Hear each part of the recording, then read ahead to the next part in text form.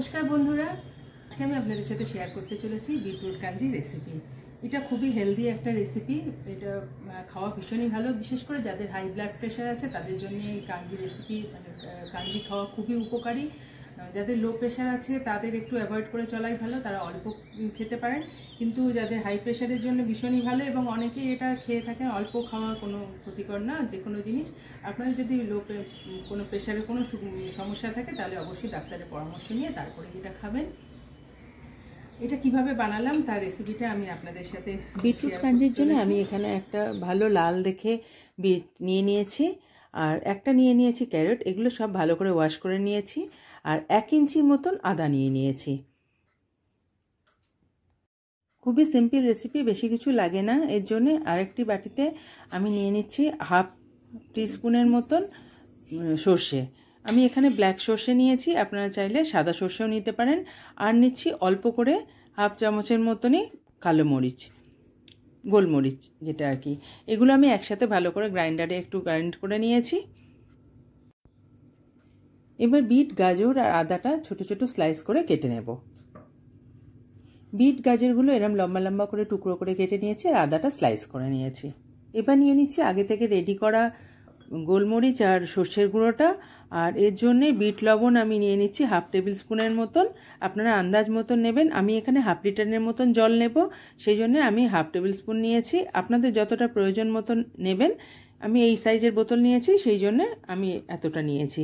এবার বিট লবণ না থাকলে আপনাদের কাছে আপনারা এমনি নুনও ব্যবহার করতে পারেন। এবার বোতলের মধ্যে আমি প্রথমে বিটের টুকরোগুলো দিয়ে দেব, তারপরে গাজরের টুকরোগুলো দেব।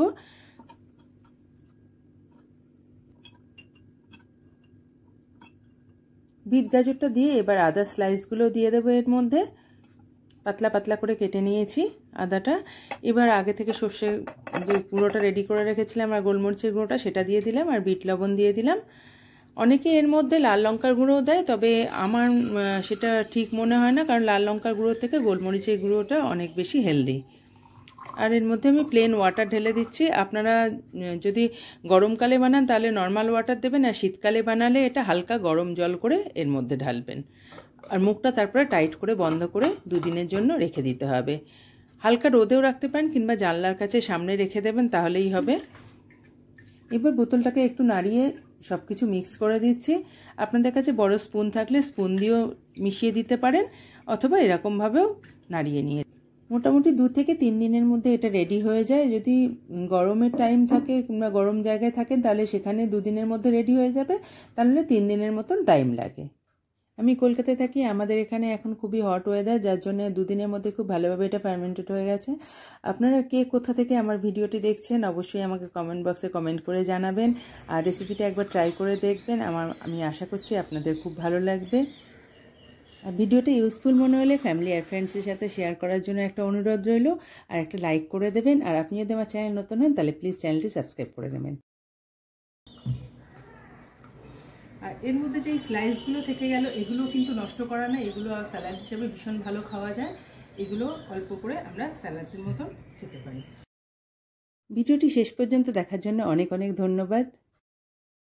আবার আসবো এরকমই একটা রেসিপি নিয়ে। সুস্থ থাকবেন, ভালো থাকবেন।